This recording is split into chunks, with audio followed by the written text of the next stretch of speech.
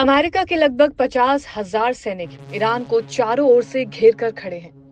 ये सैनिक कभी भी अगर डोनाल्ड ट्रंप का इशारा मिलता है तो ईरान पर हमला करने के लिए पूरी तरह से तैयार है। ये जानकारी खुद ईरान ने ही दी है। ईरान के एक प्रमुख सैन्य कमांडर ने 31 मार्च को अमेरिका को चेतावनी दी थी कि वो ईरान में कांच के घर में बैठे हुए हैं और उन्हें दूसरों पर पत्थर नहीं फेंकना चाहिए। इस बयान का मतलब था कि अमेरिकी सैनिक ईरान के इलाके में एक आसान लक्ष्य है और उन्हें इस बात का ख्याल रखना चाहिए कि वो ईरान के निशाने पर हैं। ये बयान ईरान के इस्लामिक रेवोल्यूशन गार्ड्स कॉर्प्स के एरोस्पेस डिवीजन के commander brigadier general Amir Ali Hajizade ने दिया है। अमीर अली ने चेतावनी ईद उल फितर के मौके पर दी थी, जिसमें उन्होंने कहा था कि अगर अमेरिका ने ईरान की जमीन पर हमला किया तो ईरान उसे मुंह तोड़ जवाब देगा। आमिर अली ने टीवी से बात करते हुए ये भी कहा कि ईरान के आसपास अमेरिकी सेना के 10 सैन्य ठिकाने हैं, जिनमें 50,000 सैनिक तैनात हैं। इसका मतलब ये है कि अमेरिका की सेना कांच के घर में बैठी है और जब कोई कांच के घर में बैठा हो तो वो दूसरों पर पत्थर नहीं फेंकता। ये बयान अमेरिकी राष्ट्रपति डोनाल्ड ट्रंप की ओर से दी गई धमकी के बाद आया था। ट्रंप ने धमकी दी थी कि अगर ईरान अपने परमाणु कार्यक्रम पर नया समझौता करने से मना करता है तो उसे बमबारी का सामना करना पड़ेगा, जिसके बाद अमेरिका की तरफ से 50,000 सैनिक ईरान के इर्द गिर्द मौजूद हैं। उन्होंने ये भी कहा कि अगर ईरान समझौते पर नहीं आता है तो अमेरिका उसे आर्थिक प्रतिबंध लगाएगा और बमबारी करेगा। इस पर ईरान के सर्वोच्च नेता अली खामेनेई भी चुप नहीं रहे। उन्होंने ट्रंप की धमकी का जवाब उसी तरह से दिया। खामेनेई ने तेहरान में एक भाषण दिया जिसमें उन्होंने कहा कि दुनिया भर के लोग पहले ही इजराइल और अमेरिका की नीतियों से नाराज हैं। उन्होंने कहा कि अगर लोग अमेरिका और इजराइल की असल साजिशों को समझेंगे तो वो और भी गुस्से में आ जाएंगे।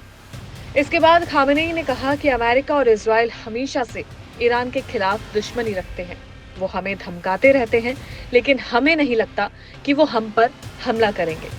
हालांकि खामेनेई ने यह भी कहा कि अगर अमेरिका हमला करता है तो ईरान इसका जवाब मजबूती से देगा। अब ये देखना होगा कि अमेरिकी राष्ट्रपति डोनाल्ड ट्रंप इस बयान का किस तरह से जवाब देते हैं। क्या वो ईरान के खिलाफ सैन्य कार्रवाई करेंगे या फिर कुछ और रणनीति अपनाएंगे? इसका फैसला तो वक्त ही करेगा। ईरान के विदेश मंत्री सईद अब्बास अरागची ने इस मामले पर अपनी प्रतिक्रिया दी है।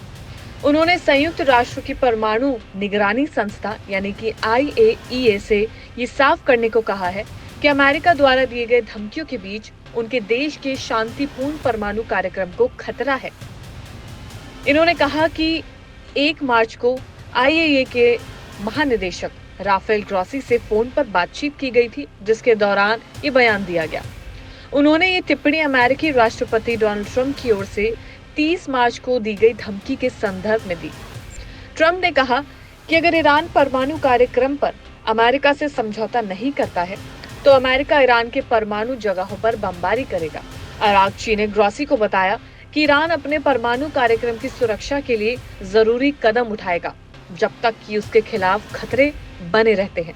इसके बाद अरागची ने आगे कहा कि ईरान अपनी शांतिपूर्ण परमाणु योजनाओं और कूटनीतिक प्रयासों को लेकर हमेशा संवाद बनाए रखेगा। IAEA प्रमुख ग्रॉसी ने कहा कि वो भी समस्याओं को हल करने के लिए एक अच्छे माहौल बनाने के लिए दूसरे देशों से चर्चा करेंगे। इस दौरान ग्रॉसी ने ईरान आने की इच्छा भी जताई, जिसे अरागची ने स्वीकार किया। इससे ये तो साफ है कि दोनों देशों के बीच तनाव बढ़ता ही जा रहा है और दोनों देश एक दूसरे को धमकियां दे रहे हैं और धमकियां को सिलसिला कुछ इतना आगे बढ़ गया कि अमेरिका ने 50,000 से भी ज्यादा सैनिक ईरान के चारों ओर खड़े कर दिए हैं। ये सैनिक कभी भी सिर्फ डोनाल्ड ट्रंप के एक इशारे पर कुछ भी कर सकते हैं। वहीं ईरान के प्रमुख सैन्य कमांडर ने 31 मार्च को अमेरिका को चेतावनी दी थी कि वो ईरान में कांच के घर में बैठे हुए हैं और वो दूसरों पर पत्थर नहीं फेंके। इस बयान का साफ मतलब है कि ईरान भी अमेरिका को खुली चेतावनी दे रहा है। अमेरिकी सैनिक जो कि ईरान के इलाके में मौजूद हैं, वो ईरान के लिए एक आसान लक्ष्य साबित हो सकते हैं और उन्हें इस बात का ख्याल रखना चाहिए कि वो ईरान के निशाने पर हैं। ये बयान साफ तौर से ईरान की तरफ से कहे जा रहे हैं।